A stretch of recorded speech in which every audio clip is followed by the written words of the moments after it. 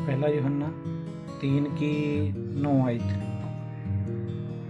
जो कोई परमेश्वर से जन्मा है वह पाप नहीं करता, क्योंकि उसका बीज उसमें बना रहता है, और वह पाप कर ही नहीं सकता, क्योंकि परमेश्वर से जन्मा है। Praise the Lord. बहुत ही खूबसूरत आयत मैंने आपके सामने पढ़ी है कि जो कोई परमेश्वर से जन्मा है वह पाप नहीं करता। मतलब जब आप यीशु मसीह को ग्रहण कर लेते हैं, मान लेते हैं,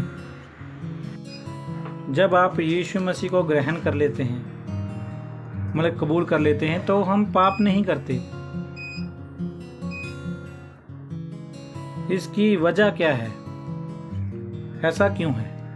क्योंकि परमेश्वर आपके पापों पर निगाह नहीं करता, पापों पर आंखें नहीं लगाता, क्योंकि वो आपके अंदर प्रभु यीशु मसीह को देखता है। वो आपके गुनाहों को नहीं देखता। फिर आपने प्रभु यीशु मसीह को पहन लिया है, उसमें आ चुके हैं।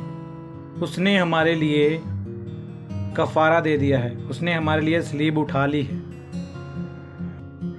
अब हम नजर नहीं आ रहे।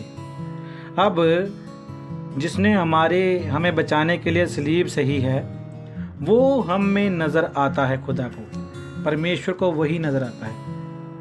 यीशु मसीह हम में नजर आता है। फिर जिसने हमारे पापों के लिए सलीब ली।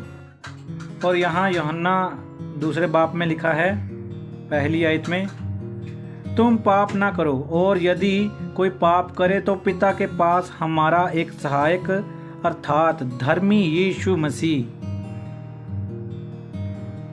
हमारे पास यीशु मसीह है, और वही हमारे पापों का प्रायश्चित है। उसने हमारे पापों को सलीब पे ले लिया है, और केवल हमारे ही नहीं वरन सारे जगत के पापों का भी, पूरे संसार के पापों का भी।